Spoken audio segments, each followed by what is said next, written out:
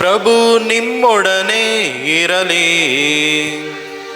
ನಿಮ್ಮ ಆತ್ಮದೊಡನೆಯೂ ಇರಲಿ. ಮತ್ತಾಯನು ಬರೆದ ಪವಿತ್ರ ಶುಭ ಸಂದೇಶದಿಂದ ವಾಚನ. ಪ್ರಭು ನಿಮಗೆ ಮಹಿಮೆ ಸಲ್ಲಲಿ.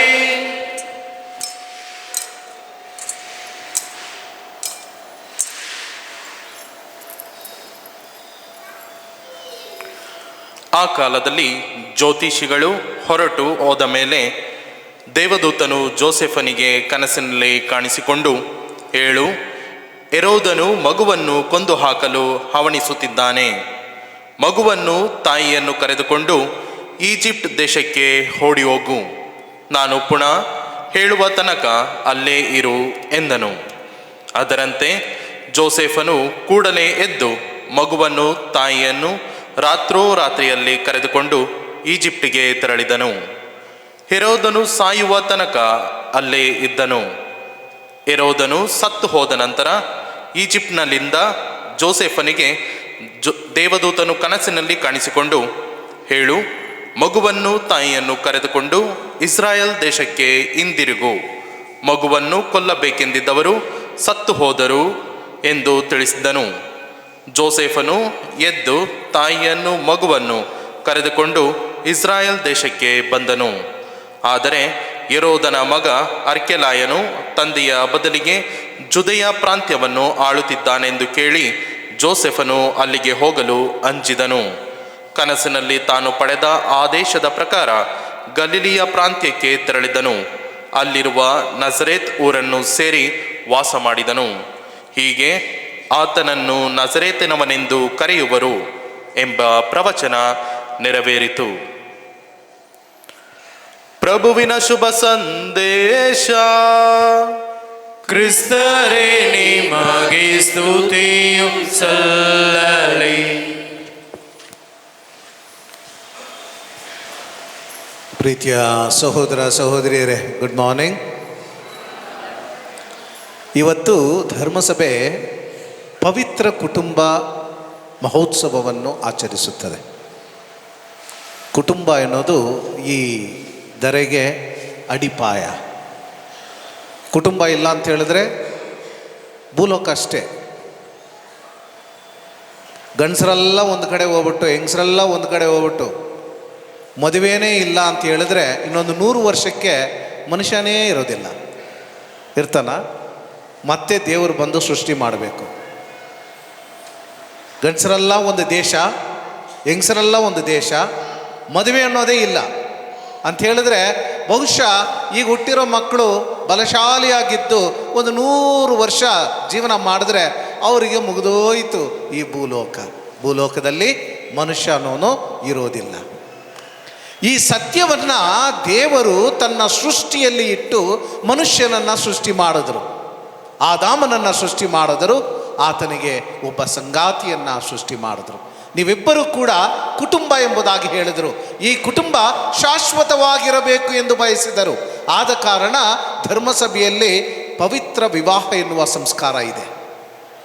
ಪ್ರೀತಿಯ ಸಹೋದರ ಸಹೋದರಿಯರೇ, ಈ ಪವಿತ್ರ ಸಂಸ್ಕಾರದ ಅರ್ಥ ಏನು?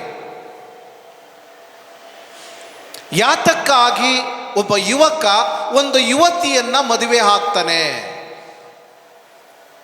ಇವರು ಕಟ್ಟುವಂತಹ ಈ ಒಂದು ಅರಮನೆಯ ಅಡಿಪಾಯ ಏನು? ಇದರಲ್ಲಿ ನಾವು ಅರ್ಥ ಮಾಡಿಕೊಳ್ಳಬೇಕಾದಂತಹ ವಿಷಯಗಳು ಏನು? ಯಾವ ವಿಷಯಗಳನ್ನು ಈ ಒಂದು ಪ್ರಸ್ತುತ ಕಾಲದಲ್ಲಿ ಕುಟುಂಬಗಳು ಮರೆತು ಹೋಗಿವೆ, ಇವುಗಳನ್ನು ಕುರಿತು ಇವತ್ತು ಧ್ಯಾನಿಸೋಣ. ಪ್ರೀತಿಯ ಸಹೋದರ ಸಹೋದರಿಯರೇ, ಒಂದು ಪವಿತ್ರ ವಿವಾಹ ಅಂತ ಹೇಳಿದ್ರೆ ಅದು 2 ಮುಖ್ಯವಾದ ಸ್ತಂಭಗಳ ಮೇಲೆ ಕಟ್ಟಲ್ಪಟ್ಟಂತಹ ಸುಂದರವಾದ ದೇವಾಲಯ. ಪ್ರತಿಯೊಂದು ಮಾತುಗೂ ಅರ್ಥ ಇದೆ. ಈ 2 ಸ್ತಂಭಗಳ ಮೇಲೆ ಕಟ್ಟಲ್ಪಟ್ಟಂತಹ ಒಂದು ದೇವಾಲಯ. ಆ ದೇವಾಲಯದಲ್ಲಿ ಜೀವಿಸುವ ಜನ ಸಂತರುಗಳು. ಚೆನ್ನಾಗಿ ಅರ್ಥ ಮಾಡ್ಕೋಬೇಕು. 2 ಸ್ತಂಭ ಇದೆ. 2 ಸ್ತಂಭದಲ್ಲಿ ಒಂದು ಸ್ತಂಭವನ್ನು ಕೆಡವು ಹಾಕಿದ್ರೆ ದೇವಾಲಯ ಏನಾಗುತ್ತೆ? ಎರಡೇ ಕಂಬ ಇದೆ, ಒಂದು ಕಂಬಕ್ಕೆ ಕೆಡವಾಕ್ಬಿಟ್ರೆ ಏನಾಗುತ್ತೆ ಹೇಳ್ರಿ? ಏನಾಗುತ್ತೆ? ಬಿದ್ದೋಗುತ್ತೆ ಅಲ್ವಾ? ಅಂದರೆ ಎರಡೂ ಸ್ತಂಭಗಳು ಮುಖ್ಯ. ಈ ಎರಡು ಸ್ತಂಭಗಳು ಯಾವುದು? First one is the indissoluble nature of marriage. Second was faithfulness between the partners. ಈ ಸಂಬಂಧ ಶಾಶ್ವತವಾದಂತಹ ಸಂಬಂಧ. ಮದುವೆಯಲ್ಲಿ ಒಂದು ಯುವಕ ಯುವತಿಗೆ ಕೊಡುವಂತಹ ಸಮರ್ಪಿಸುವಂತಹ ಸಂಬಂಧ ಶಾಶ್ವತವಾದಂತಹ ಸಂಬಂಧ. ಆದರೆ ಅಲ್ಲಿ ಸುಮಾರು ಪ್ರಾಬ್ಲಮ್ಸ್ ಇದೆ. ಇವತ್ತಿನ ಪೀಳಿಗೆಗೆ ಈ ಸಂಬಂಧ ಶಾಶ್ವತವಾದ ಸಂಬಂಧ ಅಂತ ಹೇಳಿದ್ರೆ ಒಂಥರ ಮುಜುಗರ. ಬದುಕೋಕ್ಕಾಗತ್ತಾ ಸ್ವಾಮಿ? ಮದುವೆಯಾಗಿ 6 ತಿಂಗಳಿಗೆ ತಲೆನೋವು ಬಿಟ್ಟಿಲ್ಲ, ಜೀವನದ ಪರ್ಯಂತರ ಈ ತಲೆನೋವು ನಾನು ಹಿಂಗೆ ಜೀವಿಸ್ಲಿ ಹೇಳ್ತಾರ ನಮ್ಮ ಮಕ್ಕಳು? ಹೇಳ್ತಾರ? ನನಗೆ ಕೋರ್ಟಿಗೆ ಬರ್ತಾರೆ ಕೆಲವೊಮ್ಮೆ, ನನಗೆ ಡಿವೋರ್ಸ್ ಬೇಕು ಅಂತ. ಅದೇ ಥರ ಒಂದು ಹುಡುಗಿ ಬಂದಿದ್ಲು. ಏನಮ್ಮ ಲವ್ ಮ್ಯಾರೇಜಾ ಅರೇಂಜ್ಡ್ ಮ್ಯಾರೇಜಾ? ಲವ್ ಮ್ಯಾರೇಜ್ ಸ್ವಾಮಿ. ಎಷ್ಟು ವರ್ಷ? 11 ವರ್ಷ. ಇವಾಗ ಏನು ಪ್ರಾಬ್ಲಮ್ಮು? ಇವಾಗ ಲವ್ವೇ ಇಲ್ಲ ಸ್ವಾಮಿ. ಸರಿ, ಅವ್ರ ಹತ್ರ ಏನಾದರೂ ಮಾತಾಡಿ ಸಮಾಧಾನ ಮಾಡಿ ಇಬ್ಬರನ್ನ ಸೇರಿಸೋಣ. ಯಾಕೆಂತ ಹೇಳಿದ್ರೆ 11 ವರ್ಷಗಳು ಅಪ್ಪನಿಗೆ ಗೊತ್ತಿಲ್ಲದೆ, ಅಮ್ಮನಿಗೆ ಗೊತ್ತಿಲ್ಲದೆ, ಅಕ್ಕನಿಗೆ ಗೊತ್ತಿಲ್ಲದೆ, ಅಣ್ಣನಿಗೆ ಗೊತ್ತಿಲ್ಲದೆ, ಮನೆಯವ್ರಿಗೆ ಗೊತ್ತಿಲ್ಲದೆ, ದೊಡ್ಡವ್ರಿಗೆ ಗೊತ್ತಿಲ್ಲದೆ, ಅಲ್ಲಲ್ಲೇ ಮಾಸ್ಕ್ ಹಾಕ್ಕೊಂಡು ಹೆಲ್ಮೆಟ್ ಹಾಕ್ಕೊಂಡು ಲವ್ ಮಾಡಿರೋದು. ಪಾಪ ಉಳಿಸ್ಕೊಳ್ಳಿ ಅಂಥೇಳಿ ಮಾತಾಡಿದ್ರೆ ಹುಡುಗಿ ಏನು ಹೇಳ್ತಾಳೆ? ನಾನು ಸತ್ಯವಾಗಲೂ ಅವನ ಜೊತೆ ಸೇರೋದಿಲ್ಲ ಸ್ವಾಮಿ, ನೀವೇನಾದರೂ ಸೇರಿಸಿಟ್ರೆ ನಿಮ್ಮ ಹೆಸರು ಬರೆದ್ಬಿಟ್ಟು ಸೂಸೈಡ್ ಮಾಡ್ಕೋತೀನಿ ಅಂತಾಳೆ. ಅಲ್ಲ, ಧರ್ಮಸಭೆಯಲ್ಲಿ ಒಂದು ಜಡ್ಜಾಗಿ ನನಗೆ ಕೊಡಬೇಕಾದಂತಹ ಗೌರವ ಅಷ್ಟೇನಾ? ಎಲ್ಲೋಯ್ತು ನಿಮ್ಮ ಪ್ರೀತಿಯ ಜೀವನ? ಪ್ರೀತಿಯ ಸಹೋದರ ಸಹೋದರಿಯರೇ, ಏನಕ್ಕೆ ಲವ್ ಮಾಡ್ತಾರೆ? ಏನಕ್ಕೆ ಲವ್ ಮಾಡ್ತಾರೆ? ಇವತ್ತು ಲವ್ ಓಕೆ ಫೈನ್, ಸುತ್ತಾಡ್ಕೊಂಡು ಬಂದೋ, 2 ಪಿಕ್ಚರ್ ನೋಡ್ದೋ, ಅಥವಾ 2 ಮಾಲ್ಗಳು ಸುತ್ತಾಡ್ಕೊಂಡ, ಕಾಫಿ ಕುಡ್ದೋ, okay fine. You look about your life, I look about my life. Is it love? ಅದೇನಾ ಪ್ರೀತಿ? ಪ್ರೀತಿಯ ಸಹೋದರ ಸಹೋದರಿಯರೇ, ಒಂದು ಯುವಕ ಯುವತಿಯನ್ನ ಏನಕ್ಕೆ ಪ್ರೀತಿಸ್ತಾನೆ? ಜೀವನದ ಪರ್ಯಂತರ ಈಕೆ ತನ್ನೊಡನೆ ಪಯಣವನ್ನ ಮಾಡಬೇಕು ಎನ್ನುವ ಮನೋಭಾವ ಆತನಿಗೆ ಇಲ್ಲ ಅಂತ ಹೇಳಿದ್ರೆ ಅವನು ಯಾತಕ್ಕಾಗಿ ಪ್ರೀತಿ ಮಾಡಬೇಕು? ಪ್ರೀತಿಯ ಸಹೋದರ ಸಹೋದರಿಯರೇ, ಕಷ್ಟಗಳು ಬರೋದಿಲ್ವಾ? ಸಂದೇಹಗಳು ಬರೋದಿಲ್ವಾ? ತೊಂದರೆಗಳು ಬರೋದಿಲ್ವಾ? ಈ ತೊಂದರೆಗಳು ಬಂದಾಗ, ರೋಗ ರುಜಿನ ಬಂದಾಗ, ಕಷ್ಟ ಬಂದಾಗ ನಾನು ನಿನ್ನನ್ನು ಕೈ ಬಿಟ್ಟು ಬೇರೆ ಕಡೆ ಹೋಗ್ತೀನಿ ಅಂತ ಹೇಳಿದ್ರೆ ನಿನ್ನ ಪ್ರೀತಿಯಲ್ಲಿ ಪರಿಶುದ್ಧತೆ ಇದೆಯೇ? ನ್ಯಾಯ ನೀತಿ ಇದೆಯೇ? ಅದನ್ನು ಯೋಚನೆ ಮಾಡಬೇಕು. ಹೀಗೆ ಒಂದು ಸಂಬಂಧ ಅಂತ ಹೇಳಿದ್ರೆ ಅದು ಶಾಶ್ವತವಾದಂತಹ ಸಂಬಂಧ. ನೀವು ಎಲ್ಲೇ ಹೋದ್ರು, ಏನೇ ಮಾಡಿದ್ರು, ಎಂಥವರೇ ಆಗಿದ್ದರು, ದೇವರು ಒಬ್ಬರೇ. ದೇವರು ಒಬ್ಬರೇ, ಅವರ ಧರ್ಮಸಭೆಯೂ ಒಂದೇ. ದೇವರು ಒಬ್ಬರೇ, ಅವರ ಧರ್ಮಸಭೆಯೂ ಒಂದೇ. ಆದ ಕಾರಣ ಸಂತ ಪೌಲ ಹೇಳ್ದ, ಪತಿಯಾದವನು ಯೇಸು ಸ್ವಾಮಿ ಹಾಗೆ, ಪತ್ನಿ ಆದವಳು ಧರ್ಮಸಭೆಯ ಹಾಗೆ. ಈ ಸಂಬಂಧವನ್ನ ಯಾರಿಂದಲೂ ಮುರಿಯಲು ಸಾಧ್ಯವಿಲ್ಲ. ಯೇಸು ಸ್ವಾಮಿಯಲ್ಲಿ ನನ್ನಲ್ಲಿರುವ ಪ್ರೀತಿಯನ್ನ ಯಾರಿಂದ ಬೇರ್ಪಡಿಸಲು ಸಾಧ್ಯ? ಸಂತ ಪೌಲ ಕೇಳ್ತಾನೆ. ಪ್ರೀತಿಯ ಸಹೋದರ ಸಹೋದರಿಯರೇ, ಇವತ್ತು ಯಾರು ಬೇರ್ಪಡಿಸ್ತಾ ಇದ್ದಾರೆ? ನಿಮ್ಮ ಅಹಂಕಾರ ಬೇರ್ಪಡಿಸ್ತಾ ಇದೆ. ನಿಮ್ಮ ಅಹಂಕಾರ ಬೇರ್ಪಡಿಸ್ತಾ ಇದೆ. ನಿಮ್ಮ ಈ ಸಮಾಧಾನ ಇಲ್ಲದೆ ಇರುವ ಜೀವನ ಬೇರ್ಪಡಿಸ್ತಾ ಇದೆ. ಕ್ಷಮಿಸಲು ನೀವು ಮುಂದೆ ಬರದ ಕಾರಣ ನಿಮ್ಮ ಪ್ರೀತಿಯನ್ನ ಬೇರ್ಪಡಿಸ್ತಾ ಇದೆ.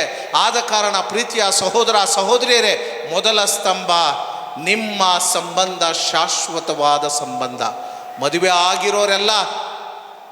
ಆಗಿರೋರೆಲ್ಲ ಮನಸ್ಸಲ್ಲಿಟ್ಕೊಳ್ಳಿ, ನಿನ್ನ ಪತ್ನಿ ನೀನು ಸಾಯುವ ತನಕ ನಿನಗೆ ಪತ್ನಿ, ನಿನ್ನ ಪತಿ ನೀನು ಸಾಯುವ ತನಕ ನಿನ್ನ ಪತಿ.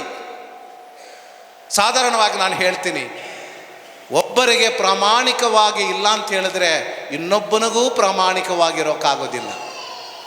ಈ ಮದುವೆ ಬೇಡ ಅಂತ ಹೇಳಿ ಡಿವೋರ್ಸ್ ತಗೊಂಡು ಇನ್ನೊಂದು ಮದುವೆ ಮಾಡಿದ್ರೆ ಅಲ್ಲೇನು ಉದ್ಧಾರ ಆಗ್ಬಿಡ್ತೀಯಾ? ಆಗೋದಿಲ್ಲ.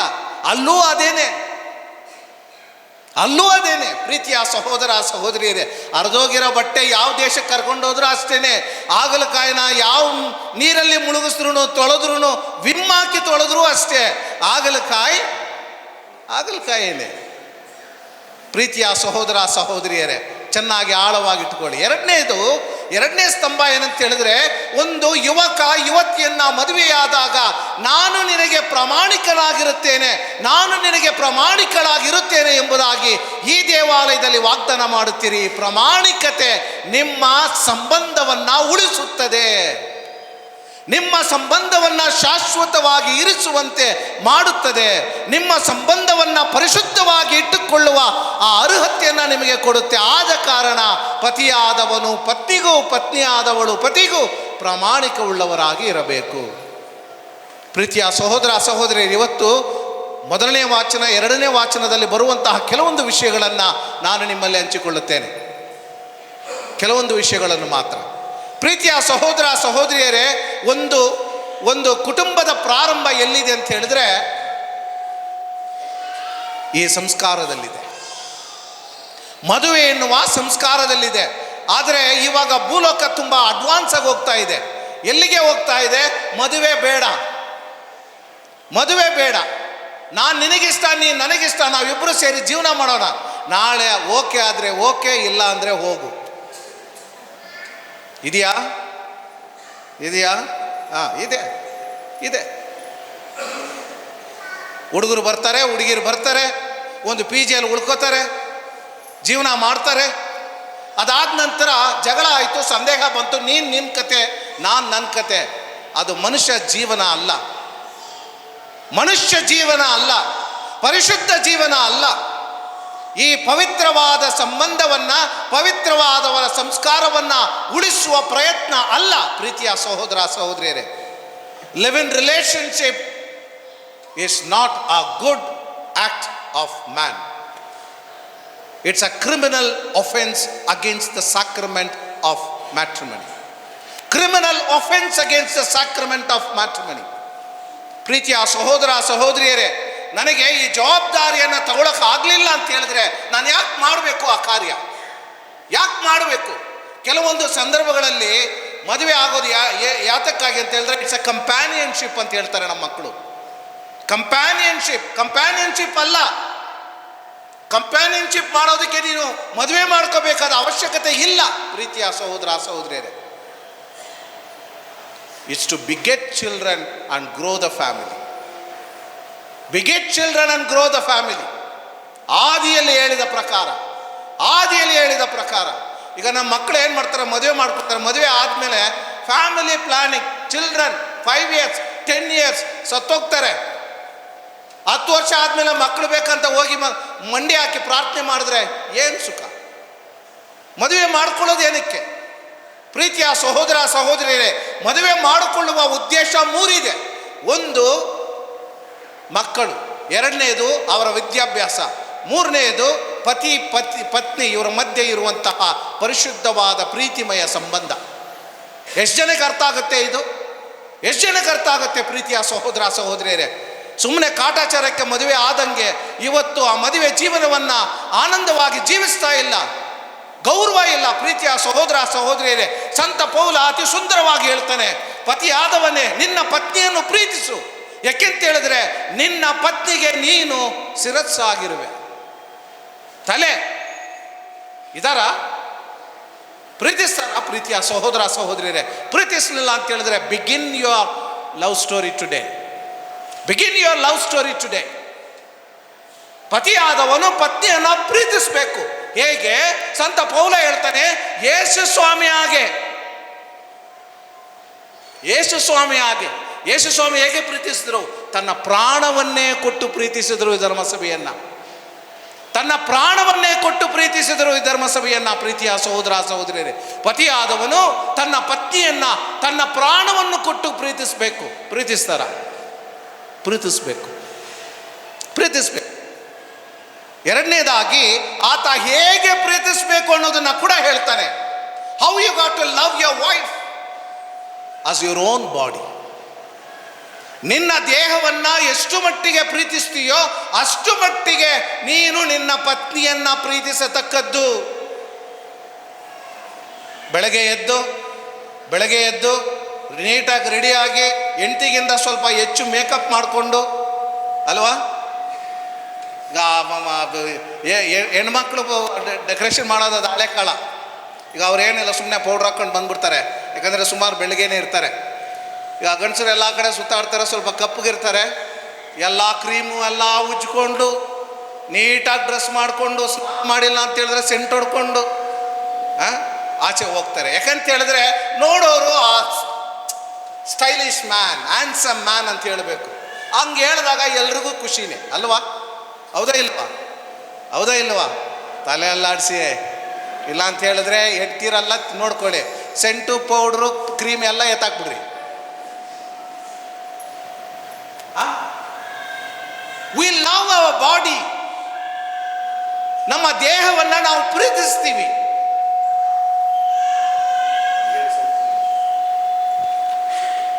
ನಮ್ಮ ದೇಹವನ್ನು ಪ್ರೀತಿಸ್ತೀವಿ, ಅದು ಚೆನ್ನಾಗಿರಬೇಕು ಅಂತ ಬಯಸ್ತೀವಿ. ಇತರರು ನೋಡಿ ಆನಂದ ಪಡಬೇಕು, ನನ್ನ ಖುಷಿ ಪಡಿಸ್ಬೇಕು, ನನ್ನನ್ನು ಗೌರವಿಸ್ಬೇಕು ಅಂತ ನಾವು ಆಲೋಚನೆ ಮಾಡ್ತೀವಿ. Fine, nothing wrong. You should do it. ಬೆಳಗ್ಗೆ ಎದ್ದಿದ ತಕ್ಷಣ ಹಲ್ಲುಜ್ಜಬೇಕು. ಇಲ್ಲ ಅಂತ ಹೇಳಿದ್ರೆ ಕುಟುಂಬದಲ್ಲಿ ಯಾರು ಜೀವಂತವಾಗಿ ಇರೋಕ್ಕಾಗೋದಿಲ್ಲ. ಸೊ ಅದರಿಂದಾಗಿ ಹಲ್ಲುಜ್ಜಿ ಒಳ್ಳೆಯದೇ, ಮುಖಕ್ಕೆ ಪೌಡ್ರ್ ಹಾಕಿ ಒಳ್ಳೆಯದೇ. ಅಷ್ಟು ಕಾಳಜಿಯಿಂದ ನಿನ್ನ ದೇಹವನ್ನು ಪ್ರೀತಿಸುವ ನೀನು ಹಾಗೆಯೇ ನಿನ್ನ ಪತ್ನಿಯನ್ನು ಪ್ರೀತಿಸು. ಎಷ್ಟು ಸುಂದರವಾದ ಮಾತುಗಳು. ತನ್ನ ದೇಹವನ್ನು ದ್ವೇಷಿಸುವ ಜನ ಯಾರಾದ್ರೂ ಇದ್ದಾರಾ? ಇಲ್ಲ, ನಾಳೆ ಎದ್ದಿದ ತಕ್ಷಣ ಒಂದು ಕೈ ಹೋಗ್ಬಿಡ್ಬೇಕು ಸ್ವಾಮಿ, ನಾಡ್ದು ಎದ್ದಿದ ತಕ್ಷಣ ಒಂದು ಕಣ್ಣು ಹೋಗ್ಬಿಡ್ಬೇಕು, ಯಾರಾದರೂ ಬಯಸ್ತಾರಾ? ಬಯಸೋದಿಲ್ಲ. ಯಾರಿಗಾದ್ರೂ ಯಾವತ್ತಾದರೂ ಡಾಕ್ಟ್ರು ಚೆಕ್ ಮಾಡಿ ಏನಪ್ಪ ಶುಗರ್ ನಿಂದು ಬಾರ್ಡರ್ ಲೈನಲ್ಲಿ ಇದೆ ಅಂತ ಹೇಳಿದ್ರೆ ಅಷ್ಟೇ, ಒಂದು ತಿಂಗಳು ಅವನು ಮಂಡ್ಯ ಹಾಕಿ ಪ್ರಾರ್ಥನೆ ಮಾಡ್ತಾನೆ, ಯಾಕೆ ಬಂತು ದೇವರೇ ಶುಗರ್ ನನಗೆ ಅಂತ ಅಲ್ವಾ? ಅಷ್ಟು ಮಟ್ಟಿಗೆ ನನ್ನ ದೇಹವನ್ನು ಪ್ರೀತಿಸ್ತೀನಿ ಅಂತ ಹೇಳಿದ್ರೆ ವೆರಿ ಗುಡ್, ಫೈನ್, ನಿನ್ನ ದೇಹವನ್ನು ಕಾಪಾಡ್ಕೊ. ಅದೇ ರೀತಿ ನಿನ್ನ ಪತ್ನಿಯನ್ನು ಕಾಪಾಡು, ನಿನ್ನ ಪತ್ನಿಯನ್ನು ಪ್ರೀತಿಸು. ಇವತ್ತು ಸಂತ ಪೌಲನು ಹೇಳುವ ಮಾತು. ಎರಡನೇದಾಗಿ, ಪತ್ನಿಯರೇ ನಿಮ್ಮ ಪತಿಗೆ ವಿಧೇಯರಾಗಿರಿ, ತಗ್ಗಿ ನಡೆಯಿರಿ. ನಡೀತಾರ? ಇವಾಗ ಗಂಡಸರು ಹೇಳಬೇಕು, ಇಲ್ಲ ಅಂದ್ಬಿಟ್ರಿ ಸ್ವೀಪಿಂಗ್ ಸ್ಟೇಟ್ಮೆಂಟ್. ನಡೀತಾರೆ. ಏನು ಒಳಗೆ ಏನಾದರೂ ಸಾಯಂಕಾಲ ಏನಾದರೂ ಹೆಚ್ಚು ಮಾತಾಡಿದ್ರೆ ಒಂದೆರಡು ಬೀಳ್ತವೆ ಅಷ್ಟೇ ಅಲ್ವಾ? ಒಂದೆರಡು ಬೀಳ್ತವೆ. ಒಂದು ವೇಳೆ ಹೊಡೆಯೋಕ್ಕೆ ಆಗಿಲ್ಲ ಅಂತ ಹೇಳಿದ್ರೆ ಕಾಫಿಯಲ್ಲಿ ಸಕ್ಕರೆ ಜಾಸ್ತಿ ಬರುತ್ತೆ, ಚಟ್ನಿಯಲ್ಲಿ ಉಪ್ಪು ಜಾಸ್ತಿ ಬರುತ್ತೆ, ಅನ್ನ ಗಂಜಿ ಥರ ಬರುತ್ತೆ. ಪ್ರೀತಿಯ ಸಹೋದರ ಸಹೋದರಿಯರೇ, ಧರ್ಮಸಭೆ ಹೇಳುತ್ತೆ, ತನ್ನ ದೇಹವಂತೆ ಪ್ರೀತಿಸುವ ನಿನ್ನ ಪತಿಗೆ ಬೆದೆಯರಾಗಿರಿ, ತಲೆಬಾಗಿ ನಡೆಯಿರಿ. ಏಕೆಂತ ಹೇಳಿದ್ರೆ ಆತನು ನಿನಗೆ ನಿನ್ನ ದೇಹದ ಶಿರಸ್ಸಾಗಿರುವನು. ಎಷ್ಟು ಸುಂದರವಾದ ಮಾತುಗಳು. You submit yourself as the church submits itself to Christ. ಯೇಸು ಸ್ವಾಮಿಗೆ ಧರ್ಮಸಭೆ ಹೇಗೆ ತನ್ನನ್ನೇ ಸಮರ್ಪಿಸುತ್ತದೋ ಅದೇ ರೀತಿ ನೀನು ನಿನ್ನ ಪತಿಗೆ ನಿನ್ನನ್ನೇ ಸಮರ್ಪಿಸು. ಪ್ರಾಬ್ಲಮ್ ಇದೆ. Why should I be obedient to him? ಕೇಳ್ತೀವಾ? Why should I be obedient to him? But in obedience you win your family. ಪ್ರೀತಿಯ ಸಹೋದರ ಸಹೋದರಿಯರೇ, ಕೆಲವೊಮ್ಮೆ ಈ ಬುದ್ಧಿ ಮಾತು ಹೇಳಬೇಕಾದ್ರೆ ಹೆಣ್ಮಕ್ಳು ಹೇಳ್ತಾರೆ, ನಾವು ಯಾಕೆ ತಲೆ ಬಕ್ಕೊಂಡೇ ಇರಬೇಕಾ, ಅವನು ಜುಟ್ಟಿಡ್ಕೊಂಡು ಅಲ್ಲಾಡ್ಸನೇ ಇರಬೇಕಾ ಅಂತ ಕೇಳ್ತಾರೆ. ಪ್ರೀತಿಯ ಸಹೋದರ ಸಹೋದರಿಯರೇ, ಒಂದು 4-5 ವರ್ಷ ಇರೋ ವಾಸ್ತವ ಹೇಳ್ತೀನಿ. 4-5 ವರ್ಷ ನಮ್ಮ ಹೆಣ್ಣುಮಕ್ಕಳು ತಲೆಬಾಗಿ ನಡ್ಕೊಂಡ್ರೆ 5ನೇ ವರ್ಷ ನೀನೇ ರಾಣಿ ನಿನ್ನ ಮನೆಗೆ. 5ನೇ ವರ್ಷ ನೀನೇ ರಾಣಿ ನಿನ್ನ ಮನೆಗೆ. ಯಾಕಂತ ಹೇಳಿದ್ರೆ ಅಷ್ಟರಲ್ಲಿ ನಿನ್ನ ಪತಿಯಾದವನು ನಿನ್ನ ಘನತೆ ಗೌರವ ಏನೆಂಬುದನ್ನು ಆತ ಅರ್ಥ ಮಾಡ್ಕೋತಾನೆ. ನೀನಿಲ್ಲದೆ ಆತನಿಗೆ ಜೀವವಿಲ್ಲ ಎನ್ನುವುದನ್ನು ಅರ್ಥ ಮಾಡ್ಕೋತಾನೆ. ಆಗ ಆತನು ನಿನ್ನ ಶಿರಸ್ಸಾಗಿರಲ್ಲ, ಆತನ ತಲೆಯ ಮೇಲೆ ನಿನ್ನನ್ನು ಸ್ವೀಕರಿಸ್ತಾನೆ. ಪ್ರೀತಿಯ ಸಹೋದರ ಸಹೋದರಿಯರೇ, ಈ ಸತ್ಯವನ್ನು ನಾವು ಅರಿಬೇಕು. ಈ 5 ವರ್ಷ ನಮ್ಮ ಮಕ್ಕಳಲ್ಲಿ ತಡ್ಕೊಳಕ್ಕಾಗೋದಿಲ್ಲ. ಈ ಸಂಬಂಧ ಬೇಡ ಅಂತ ಮುರಿದಾಕ್ತಾರೆ. ಆದರೆ ಈ 5 ವರ್ಷ ಕಾಲ ನೀವು ಸಹಿಸಿಕೊಂಡು ನೀವು ಜೀವನ ಮಾಡಿದ್ದರೆ ನಿಮ್ಮ ಜೀವನ ಪರಿಶುದ್ಧ ಆನಂದಮಯ ಜೀವನ. ಈಗ ಆಧ್ಯಾತ್ಮಿಕವಾಗಿ ನೀವು ಏನು ಮಾಡಬೇಕು ಅಂತ ಇಂದಿನ 2ನೇ ವಾಚನದಲ್ಲಿ ಸಂತ ಪೌಲ ಹೇಳ್ತಾನೆ. ಮೊದಲನೇದಾಗಿ ನೀವು ಪ್ರಾರ್ಥಿಸಿರಿ, ಪ್ರಾರ್ಥನೆ ಮಾಡಿ, ಕೀರ್ತನೆಗಳನ್ನು ಹಾಡಿ, ಭಕ್ತಿ ಗೀತೆಗಳನ್ನು ಹಾಡಿ, ಒಂದು ಕುಟುಂಬವಾಗಿ. ಪ್ರೀತಿಯ ಸಹೋದರ ಸಹೋದರಿಯರೇ, ಸಾಧಾರಣವಾಗಿ ನಾವು ಹೇಳುವ ಮಾತು ಇಷ್ಟೇ, ಈ ಮದುವೆ ಆಗಿದ ತಕ್ಷಣ ಒಬ್ಬರ ಕೈ ಇನ್ನೊಬ್ಬರು ಬಿಡೋದೇ ಇಲ್ಲ. ಎಲ್ಲಿಗೋದ್ರೂ ಸರಿ ಜೋಡಿಯಾಗೇ ಹೋಗ್ತಾರೆ. ದೇವಸ್ಥಾನಕ್ಕೆ ಬರಬೇಕಾದ್ರೆ ಹಾಗೇ ಬರ್ತಾರೆ. 6 ತಿಂಗಳಾದಮೇಲೆ ನೀನು ಫಸ್ಟ್ ಪೂಜೆಗೆ ಹೋಗು, ನಾನು ಸೆಕೆಂಡ್ ಪೂಜೆಗೆ ಹೋಗ್ತೀನಿ. 1 ವರ್ಷ ಆದಮೇಲೆ ನೀನು ಶಿವಾಜಿನಗರ್ಗೆ ಹೋಗು, ನಾನು ವಿವೇಕ್ ನಗರ್ ಹೋಗ್ತೀನಿ. ನಾವಿಬ್ಬರು ಒಟ್ಟಿಗೆ ಹೋದರೆ ಸರಿ ಆಗೋದಿಲ್ಲ ಅಂತ. Go together because it is your family. Yesu ಸ್ವಾಮಿ ಹೇಳ್ತಾರೆ, ಇನ್ನು ಮುಂದೆ ನೀವು ಇಬ್ಬರಲ್ಲ, ಒಂದೇ ಶರೀರವಾಗಿರುವಿರಿ, ಒಂದೇ ಕುಟುಂಬವಾಗಿರುವಿರಿ, ಒಂದೇ ಗುರಿಯುಳ್ಳವರಾಗಿರುವಿರಿ, ಒಂದೇ ಆತ್ಮವಾಗಿರುವಿರಿ. ಆಗುತ್ತಾ? ದೇವಸ್ಥಾನಕ್ಕೆ ಒಟ್ಟಿಗೆ ಬರೋಕ್ಕಾಗಲಿಲ್ಲ, ಪ್ರಾರ್ಥನೆ ಮಾಡೋಕ್ಕೆ ಆಗಲಿಲ್ಲ ಅಂತ ಹೇಳಿದ್ರೆ ನೀವು ಒಂದೇ ಶರೀರವಾಗಿ ಹೇಗಾಗ್ತೀರಿ? ಪ್ರೀತಿಯ ಸಹೋದರ ಸಹೋದರಿಯರೇ, ಬನ್ನಿ. ಯಾಕೆಂತ ಹೇಳಿದ್ರೆ ಸಾಧಾರಣವಾಗಿ ಪ್ರಬೋಧನೆಗಳು ಕೊಟ್ಟಾಗ ಪತಿ ಪತ್ನಿ ಇಬ್ಬರಿಗೂ ಕೊಡ್ತೀವಿ. ಆಗ ನಾವು ಮಾಡುವ ತಪ್ಪು ನಮಗೆ ಅರಿವಾಗುತ್ತೆ. ಪಕ್ಕದಲ್ಲೇ ಕೂತ್ಕೊಂಡು ಕ್ಷಮೆ ಕೊಡ್ರಿ, ಪಕ್ಕದಲ್ಲೇ ಕೂತ್ಕೊಂಡು ಪ್ರೀತಿ ಮಾಡ್ತೀವಿ ಅಂತ ವಾಗ್ದಾನ ಮಾಡಿ ನಿನ್ನ ಕುಟುಂಬ ಉಳಿತದೆ. ಪ್ರೀತಿಯ ಸಹೋದರ ಸಹೋದರಿಯರೇ, ಸಂತ ಪೌಲ ಹೇಳ್ತಾನೆ, ಒಟ್ಟಿಗೆ ಸೇರಿ ಪ್ರಾರ್ಥನೆ ಮಾಡಿ, ಒಬ್ಬರನ್ನೊಬ್ಬರು ಕ್ಷಮಿಸಲು ಕಲಿಯಿರಿ. ಈಗ ಏನು ಮಾಡ್ತೀವಿ? ಸಾಧಾರಣವಾಗಿ ಹೆಂಡತಿ ತಪ್ಪು ಮಾಡಿಬಿಟ್ರೆ ಫೋನ್ ತಗೋತೀವಿ ಅವ್ರ ಅಮ್ಮನಿಗೆ, ಏನು ಮಗಳನ್ನ ಸಾಕಿದ್ಯಾ ನೀನು, ಅವಳು ಬಾಯಿ ಸರಿ ಇಲ್ಲ, ಅದು ಸರಿ ಇಲ್ಲ, ಇದು ಸರಿ ಇಲ್ಲ ಅಂತ ಹೇಳ್ಬಿಡ್ತಾರೆ. ಹೇಳ್ತಾರೆ. ನೀನು ಸರಿ ಇದೆಯಾ?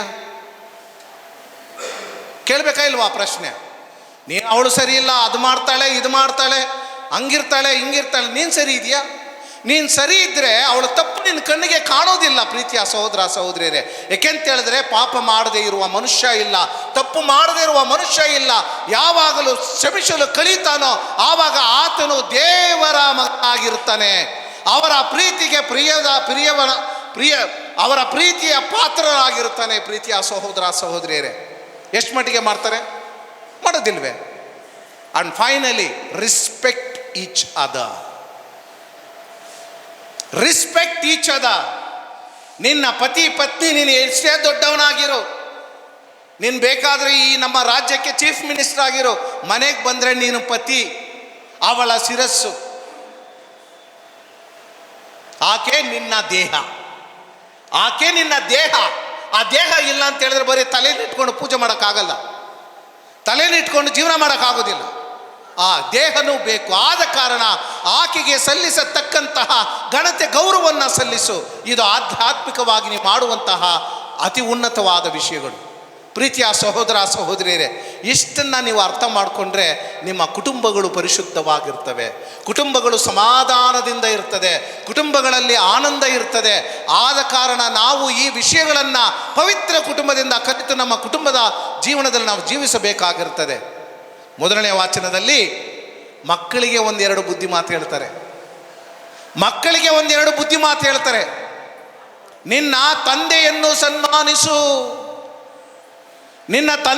ಸನ್ಮಾನಿಸು. ಪ್ರೀತಿಯ ಸಹೋದರ ಸಹೋದರಿಯರೇ, ನಾನು ಸುಮಾರು ಸಲ ಹೇಳ್ತಾ ಇರ್ತೀನಿ, ಮಕ್ಕಳನ್ನ ಎಷ್ಟು ಕಷ್ಟಪಟ್ಟು ಸಾಕ್ತಾರೆ ನಮ್ಮ ತಂದೆ ತಾಯಿಗಳು ಅಂತ ಹೇಳಿದ್ರೆ, ಮೇ ತಿಂಗಳು ಬಂದರೆ, ಜೂನ್ ತಿಂಗಳು ಬಂದರೆ ತಂದೆ ತಾಯಿಗಳ ಕಣ್ಣಲ್ಲಿ ಕಣ್ಣೀರು ಬರೋದಿಲ್ಲ, ರಕ್ತನೇ ಬರುತ್ತೆ. ಏಕೆಂತ ಹೇಳಿದ್ರೆ ಇಲ್ಲಿರುವ ಶಾಲೆಗಳಲ್ಲಿ ಫೀಸ್ ಕಟ್ಟೋದ್ರಲ್ಲಿ ಅವರು ಇಡೀ ವರ್ಷ ಆ ಹಣನ ಸೇವ್ ಮಾಡಿರಬೇಕು, ಲಕ್ಷಾಂತರ ರೂಪಾಯಿ ಕಟ್ಟಬೇಕು, ಸುಮ್ಮನೆ ಬರೋದಿಲ್ಲ.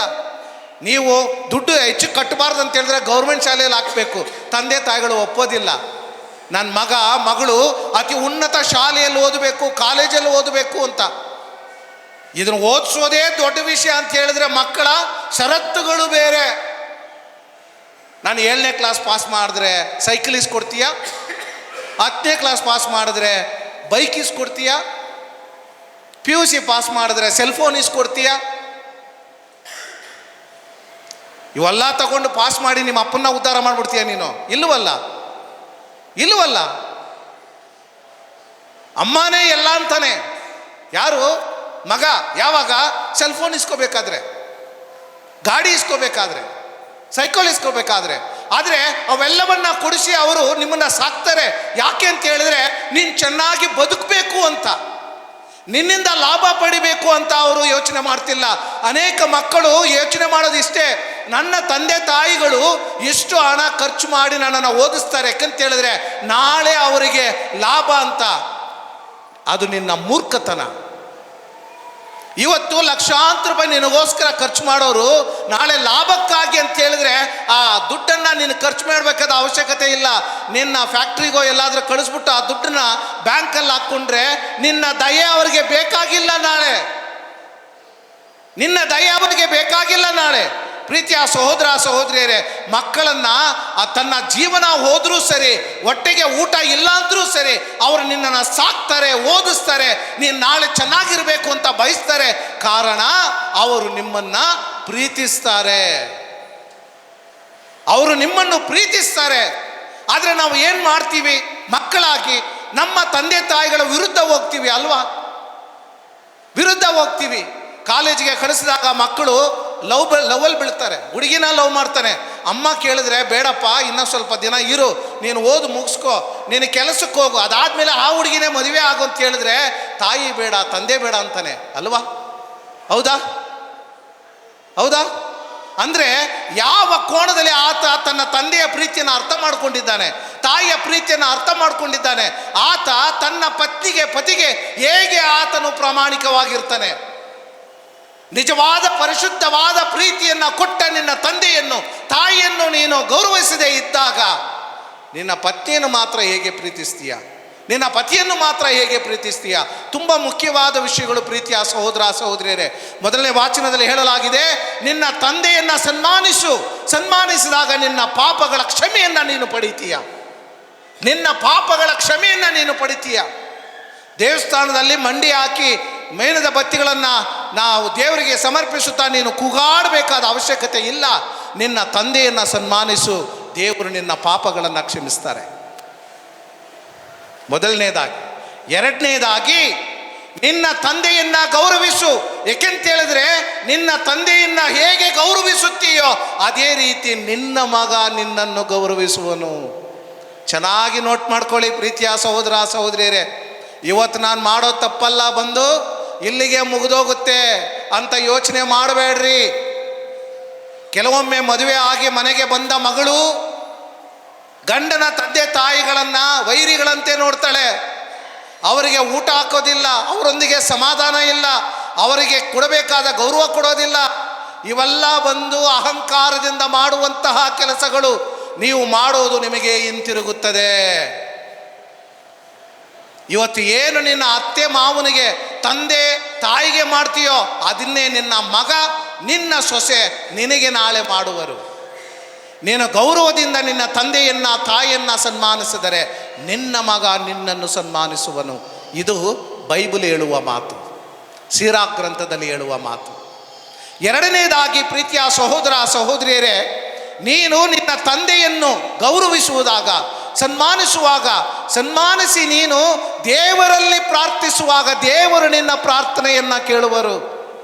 One of the important note. ಓಡೋಡಿ ಬರ್ತೀವಿ, ಇಲ್ಲಿಗೆ ಪುಣ್ಯಕ್ಷೇತ್ರಕ್ಕೆ ಬರ್ತೀವಿ, ಸ್ವಾಮಿ ನನ್ನ ಪ್ರಾರ್ಥನೆಗಳನ್ನು ಆಶೀರ್ವದಿಸಿ ಅಂತ ಕೇಳ್ತೀವಿ. ನೀನು ನಿನ್ನ ತಂದೆಯನ್ನು ಗೌರವಿಸಿದ್ದರೆ ನಿನ್ನ ಪ್ರಾರ್ಥನೆಯನ್ನು ದೇವರು ಕೇಳುವರು. ಎಷ್ಟು ಸುಂದರವಾದ ಮಾತು, ಎಷ್ಟು ಸುಂದರವಾದ ಮಾತು. ಪ್ರೀತಿಯ ಸಹೋದರ ಸಹೋದರಿಯರೇ, ತಂದೆಗೆ ಸಾಕು, ತಾಯಿಗೆ ಬರ್ತೀನಿ. ಗಂಡು ಮಗನ ಮೇಲೆ ತಾಯಿಗೆ ಅಧಿಕಾರವನ್ನು ಕೊಟ್ಟಿದ್ದಾರೆ. ಎಲ್ಲಿ?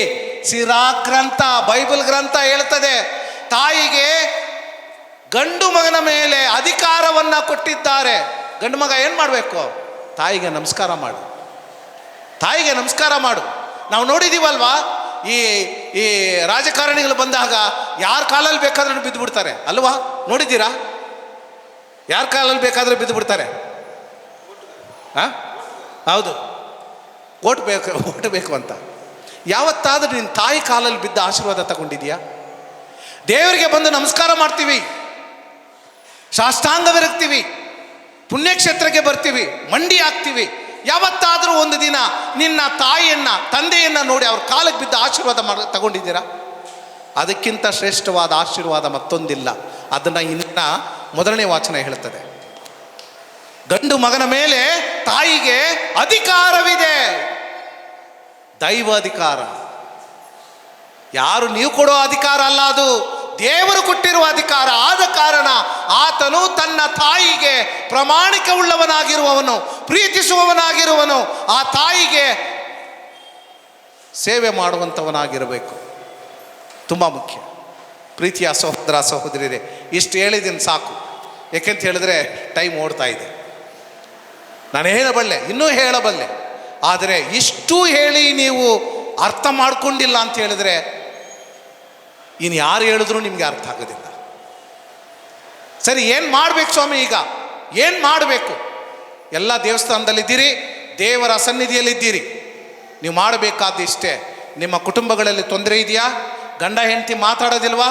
ಸಮಾಧಾನ ಮಾಡ್ಕೊಳ್ಳಿ. ಇವತ್ತು ಯೇಸುವಿನ ನಾಮದಲ್ಲಿ ಸಮಾಧಾನ ಮಾಡ್ಕೊಳ್ಳಿ, ನಿಮಗೆ ಆಶೀರ್ವಾದ ಬರುತ್ತೆ. ಬೆಳಕು ಎಲ್ಲೋ ಇಲ್ಲ, ನಿನ್ನ ಕ್ಷಮೆಯಲ್ಲಿದೆ ಬೆಳಕು, ನಿನ್ನ ಕ್ಷಮೆಯಲ್ಲಿದೆ ಬೆಳಕು. ಸಿರಾಕನ ಗ್ರಂಥ ಹೇಳ್ತದೆ, ನೀನು ದೇವರಿಗೆ ಪ್ರಿಯವಾದವನಾಗಿ ಇದ್ದರೆ, ದೇವರನ್ನು ಪ್ರೀತಿಸುವವನಾಗಿದ್ದರೆ ನಿನ್ನ ತಾಯಿಗೆ ಸಮಾಧಾನ ದೊರಕುವುದು. ನಿನ್ನ ತಾಯಿಗೆ ಸಮಾಧಾನ ದೊರಕುವುದು ಅಂದರೆ ನೀನು ಆತ್ಮವನ್ನು ಪ್ರೀತಿಸುವವನಾಗಿ, ನಿನ್ನ ಕುಟುಂಬವನ್ನು ಸರಿಯಾಗಿ ನಡೆಸುವವನಾಗಿ ಇದ್ದಾಗ ನಿನ್ನ ಮೇಲೆ ಅಧಿಕಾರ ಇರುವ ನಿನ್ನ ತಾಯಿಗೆ ಸಮಾಧಾನ ದೊರಕುವುದು. ದೇವರು ಹೇಳಿರುವ ಮಾತು. ಪ್ರೀತಿಯ ಸಹೋದರ ಸಹೋದರಿಯರೇ, ಸಮಾಧಾನ ಮಾಡ್ಕೊಳ್ಳಿ. ಒಂದು, ಪತಿ ಪತ್ನಿ ನಿಮ್ಮ ಸಂಬಂಧವನ್ನು ಪರಿಶುದ್ಧಗೊಳಿಸಿ, ಮಕ್ಕಳನ್ನ ಪ್ರೀತಿಸಿ, ವಿಶೇಷವಾಗಿ ನಿಮ್ಮ ತಂದೆ ತಾಯಿಗಳ ಮಾತನ್ನು ಕೇಳಿ ಅವರನ್ನು ಸನ್ಮಾನಿಸಿ ಗೌರವಿಸಿ. ಇದು ನೀವು ಮಾಡಬೇಕಾದ ಅತಿ ಉನ್ನತವಾದ ಕೆಲಸ. ಈ ಪವಿತ್ರ ಕುಟುಂಬದ ಮಹೋತ್ಸವವನ್ನು ಆಚರಿಸುತ್ತಿರುವ ನಾವೆಲ್ಲರೂ ಕೂಡ ಈ ಕುಟುಂಬದ ಪ್ರಾಮುಖ್ಯತೆಯನ್ನು, ಈ ಕುಟುಂಬದ ಪರಿಶುದ್ಧತೆಯನ್ನು ಅರ್ಥ ಮಾಡಿಕೊಂಡು ಅದರಂತೆ ಜೀವಿಸುವ ಸೌಭಾಗ್ಯವನ್ನು ದೇವರು ನಮ್ಮೆಲ್ಲರಿಗೂ ದಯಪಾಲಿಸಲಿ ಎಂದು ಭಕ್ತಿಯಿಂದ ಇಂದಿನ ದಿವ್ಯ ಬಲಿ ಪೂಜೆಯಲ್ಲಿ ಪ್ರಾರ್ಥಿಸೋಣ. ಆಮೇಲೆ.